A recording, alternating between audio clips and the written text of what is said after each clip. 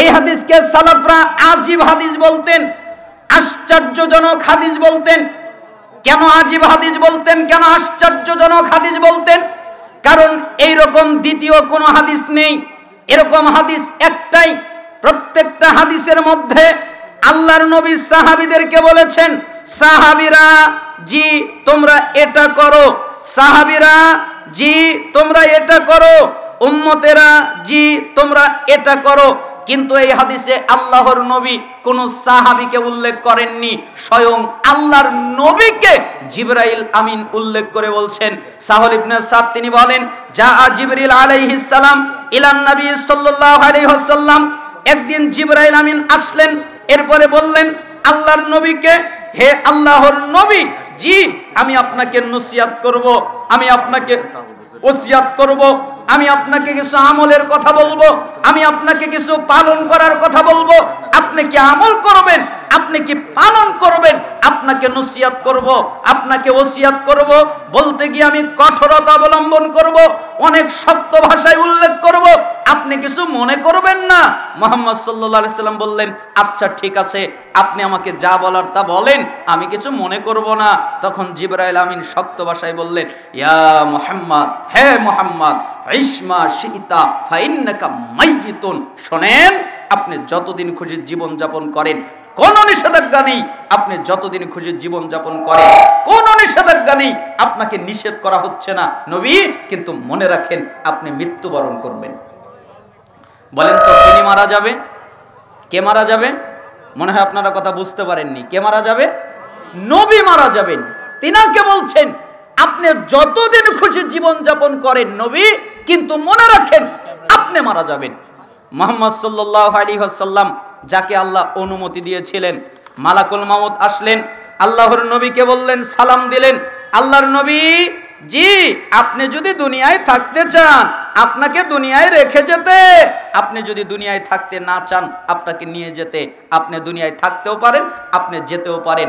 জিবরাইল আমিন আসলেন, মুহাম্মদ সাল্লাল্লাহু আলাইহি সাল্লামকে সালাম করলেন, অতঃপর বললেন, আল্লাহর নবী জি আপনি যদি দুনিয়ায় থাকতে চান তাহলে আপনাকে দুনিয়ায় রেখে যেতে বলেছেন আল্লাহ, আর আপনি যদি যেতে চান আপনাকে নিয়ে যেতে বলেছেন।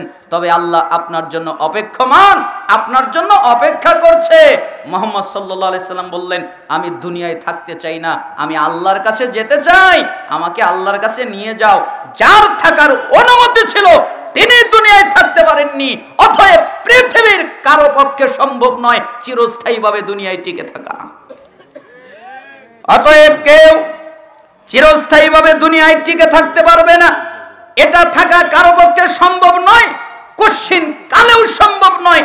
প্রত্যেকটা মানুষ মৃত্যুবরণ করবে, সে যদি হিন্দু হয়, খ্রিস্টান হয়, নাস্তিক হয়, আস্তিক হয়, মুরতাদ হয়, মুশরিক হয়, হিন্দু হয়, বৌদ্ধ হয়, গ্রিক হয়, যত তরিকাপন্থীর লোকেরা আছে, যত দল আছে, যত ধর্মের লোকেরা আছে, তারা যদি সমস্ত জিনিসকে অস্বীকার করে, একটা জিনিসকে অস্বীকার করতে পারে না, ওটার নাম হলো মৃত্যু, তাই না? মৃত্যুকে অস্বীকার করা যায়? কখনো করা যায় না। অতএব রাসূল সাল্লাল্লাহু আলাইহি সাল্লামকে জিবরাইল আমিন বললেন, আপনি মৃত্যুবরণ করবেন। তা আপনার এত ক্ষমতা কিসের? আপনার এত দাপট কিসের? আপনার ক্ষমতায়, আপনার দাপটের কারণে আপনার কাছে কেউ ঘেঁষতে পারে না, আপনার সাথে কথা বলতে পারে না। হবে, আর যদি বেঁচে থাকেন তাহলে সকাল পাবেন, তাই না? যদি বাঁচেন তো সকাল, আর যদি মরে যান তাহলে পরকাল ভিন্ন হয়ে যাবে। এই জন্য আপনাদেরকে অনুরোধ করছি, প্রত্যেকটা মানুষ মৃত্যুবরণ করবে, এত ক্ষমতা দেখানোর কিছু নেই। কেন? আপনি যেদিন মারা যাবেন, আপনি যেই ঘরে কাউকে প্রবেশ করতে দিতেন না, ওই ঘর থেকে আপনাকে টেনে বের করবে। আপনি একবারের জন্য বলতে পারবেন না আমার ঘর থেকে আমাকে টেনে বের করে কে?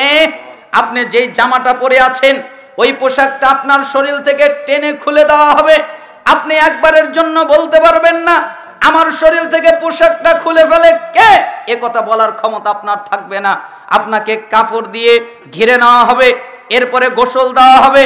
আপনি একবারের জন্য বলতে পারবেন না পানিটা গরম হয়ে গেছে, আর একটু ঠান্ডা পানি হলে ভালো হতো, এ কথা বলার ক্ষমতা থাকবে না।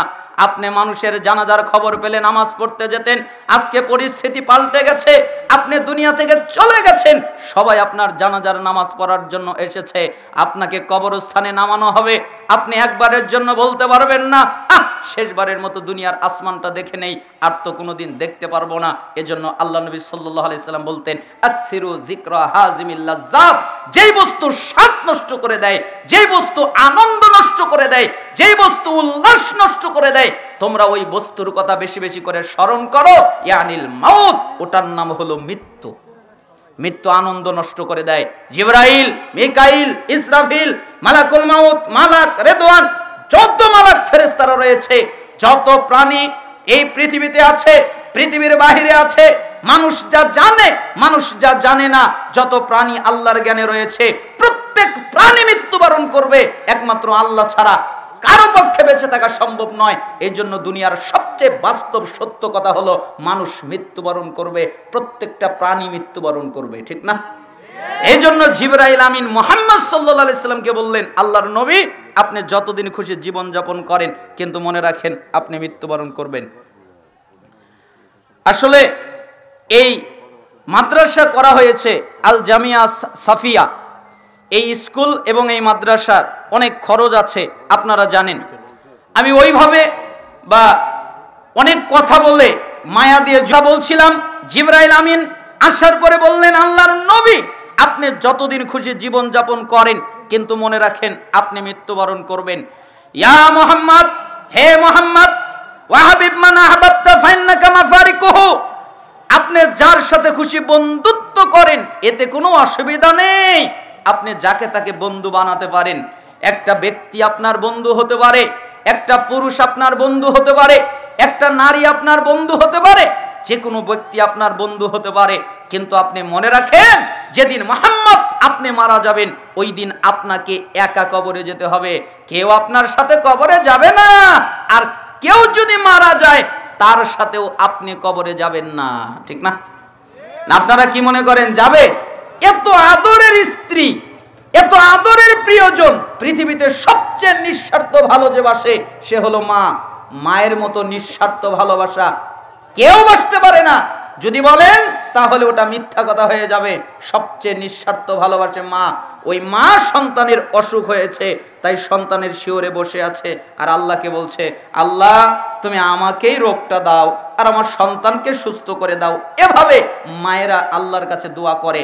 কিন্তু ওই মাও আপনি যদি মারা যান, আপনার সাথে কবরে যাবে না, কেউ যাবে না।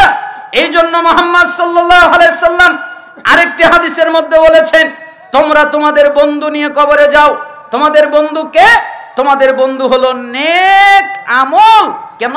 তোমরা যদি নেক আমল করো, তাহলে নেক আমল তোমাদের সাথে কবরে যাবে, এছাড়া কেউ তোমাদের সাথে কবরে যাবে না, ঠিক না? এই জন্য মুহাম্মদ সাল্লাল্লাহু আলাইহি সাল্লামকে জিবরাইল আমিন এসে বললেন, আল্লাহর নবী, জি আপনি যার সাথে খুশি বন্ধুত্ব করেন, কোনো অসুবিধা নেই, কোনো নিষেধাজ্ঞা নেই, কিন্তু মনে রাখেন আপনি তাকে ছেড়ে চলে যাবেন, সেও আপনাকে রেখে চলে যাবে। ইয়া মুহাম্মদ, হে মুহাম্মদ, ওয়ামাল মা শিতা ফাইন্নাকা মাজজিউন বিহি, আপনি যা খুশি কাজ করেন, যেই কাজ করার মনে চাই, ইচ্ছা করে আপনি সেই কাজ করেন, কিন্তু আপনি মনে রাখেন আপনাকে একদিন আল্লাহর সামনে দাঁড়াতে হবে, আপনাকে প্রতিফল দেওয়া হবে। কত কঠিন বাক্য! যিনি নিষ্পাপ, যিনি মাসুম, যার গুনাহ নেই, যার সমস্ত গুনাহ, আগের গুনাহ, পরের গুনাহ, মাঝের গুনাহ আল্লাহ মাফ করে দিয়েছেন, যার কোনো গুনাহ নেই, তাকে জিবরাইল আমিন শক্ত ভাষায় বলছেন, নবী গো, আপনাকে কিন্তু আল্লাহর সামনে দাঁড়াতে হবে, অতএব আপনি সাবধান। তো মুহাম্মদ সাল্লাল্লাহু আলাইহি সাল্লামকে যদি আল্লাহর সামনে দাঁড়াতে হয়, তাহলে কি আমরা বেঁচে যাব? আমাদের দাঁড়াতে হবে না? কথা বলেন, দাঁড়াতে হবে না? হবে না? তাহলে মানুষ এত নিশ্চিন্তিত কিভাবে থাকে? মিশকাতের 5197 নম্বর হাদিস যখন আমরা মাঝে মধ্যে পড়ি, আমাদের ভয় লেগে যায়। এত ভয়ঙ্কর হাদিস মানুষ জানে, তারপরেও তারা আমল করার চেষ্টা করে না। ইবনে মাসউদ রাদিয়াল্লাহু আনহু তিনি বলেন, রাসূলুল্লাহ সাল্লাল্লাহু আলাইহি ওয়াসাল্লাম বলেছেন, লা তাজুলু কদম ইবনি আদম ইয়াউমাল কিয়ামা হাত্তা ইসআলা আন খামসিন, কিয়ামতের দিন আদম সন্তান তাদের পা নড়াতে পারবে না যতক্ষণ পর্যন্ত 5টা প্রশ্নের উত্তর না দিতে পারবে। 5টা প্রশ্নের উত্তর না দেওয়া পর্যন্ত পা নড়াতে পারবে না। পা নড়ানোর অনুমতি নাই, ইচ্ছা করলে পা নড়াতে পারবে না। আন আমরিহি ফিমা আফনাহু, আল্লাহ তাআলা জিজ্ঞেস করবেন, আমি তোমাকে জীবন দিয়েছিলাম, 50 বছর দিয়েছিলাম, 60 বছর দিয়েছিলাম, 70 বছর দিয়েছিলাম। এই 50 বছর, 60 বছর, 70 বছর পেয়ে তুমি কার জন্য সময় ব্যয় করেছো আমাকে বুঝিয়ে দাও। ওয়ান শাবাবিহি ফিমা আবলাহু, আমি তোমাকে যৌবনকাল দিয়েছিলাম, যৌবনকাল কার জন্য ব্যয় করেছো? হে যুবক, তোমাকে যৌবনকাল দেওয়া হয়েছিল আমার ইবাদত করার জন্য, আমার দাসত্ব করার জন্য, আমার পথে লড়াই করার জন্য, আমার পথে জিহাদ করার জন্য, আমার পথে যুদ্ধ করার জন্য আমি তোমাকে যৌবনকাল দিয়েছিলাম। কিন্তু তুমি তা না করে আরেকজন মেয়ের পিছনে ঘুরে তুমি তোমার চরিত্রকে নষ্ট করলে কেন? আমাকে জবাব দাও। কেন মেয়ের পিছনে ঘুরলে?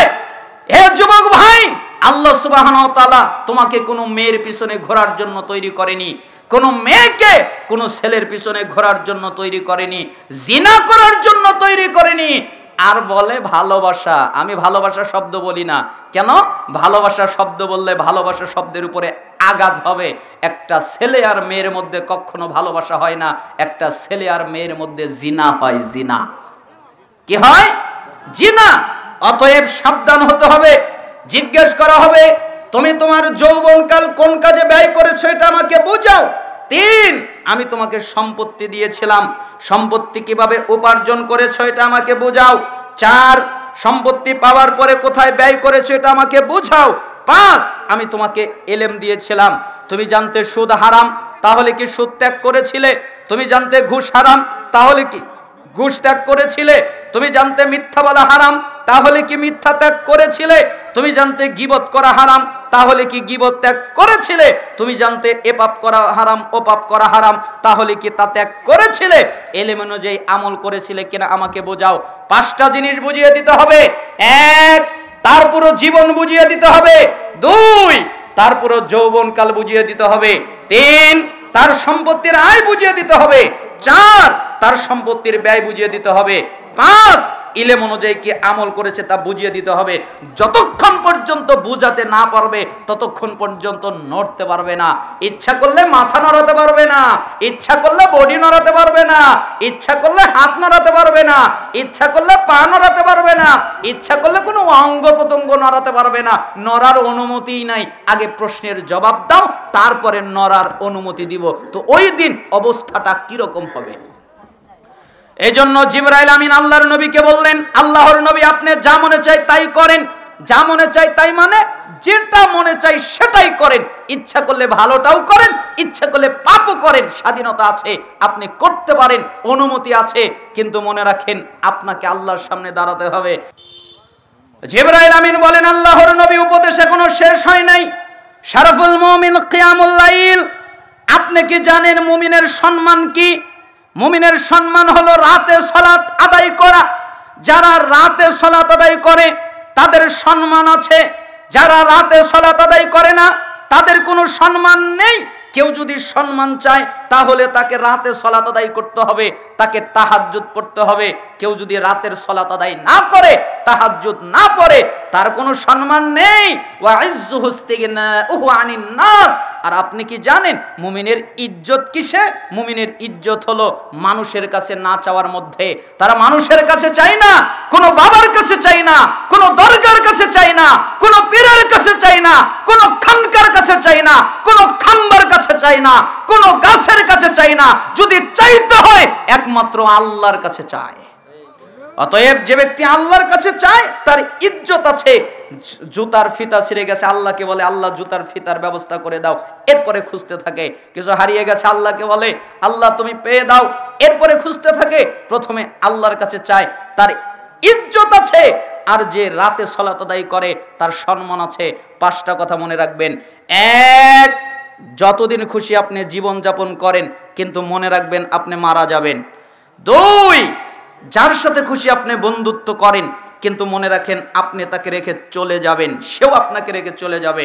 3, যেই কাজ মনে চায় ওইটা করেন, ইচ্ছা করলে নেকির কাজ করতে পারেন, ইচ্ছা করলে পাপের কাজ করতে পারেন, স্বাধীনতা আছে। কিন্তু মনে রাখেন আপনাকে আল্লাহর সামনে দাঁড়াতে হবে, আপনি প্রতিফল পাবেন। 4, আপনি যদি সম্মান চান তাহলে রাতের সালাত আদায় করবেন। 5, আপনি যদি ইজ্জত চান তাহলে মানুষের কাছে কিছু চাইবেন না, আল্লাহর কাছে চাইবেন। আল্লাহ সুবহানাহু ওয়া তাআলা আমাদেরকে এই হাদিস অনুযায়ী আমল করার তৌফিক দান করুন। এই হাদিসটা শুআবুল ঈমান 10058 নম্বরে এসেছে, কানজুল উম্মাল 21388 নম্বরে এসেছে, মুস্তাদরেক হাকিম 7921 নম্বরে এসেছে, সিলসিলাহে সহিহা 831 নম্বরে এসেছে। আলবানী রাহিমাহুল্লাহ তিনি এই হাদিসকে সহিহ বলেছেন। ইমাম হাকিম রাহিমাহুল্লাহ তিনি যাকে সালাফরা বলতেন জিবরাইলের নসিহাত। আজকের আলোচনার তৃতীয় হাদিস, এই হাদিসটাও একটা আশ্চর্যজনক হাদিস। কারণ মুহাম্মদ সাল্লাল্লাহু আলাইহি ওয়াসাল্লাম এইভাবে কোন হাদিসের মধ্যে ইঙ্গিত করে ডাকেননি। আবু হুরায়রা রাদিয়াল্লাহু আনহু তিনি বলেন, রাসূলুল্লাহ সাল্লাল্লাহু আলাইহি ওয়াসাল্লাম বলেছেন, সময়ের ব্যবধানের কারণে তৃতীয় হাদিসটা আমি স্কিপ করলাম। যদি আমার সময় থেকে থাকে, আল্লাহ যদি তৌফিক দেয় তাহলে আবার অনুবাদ করব।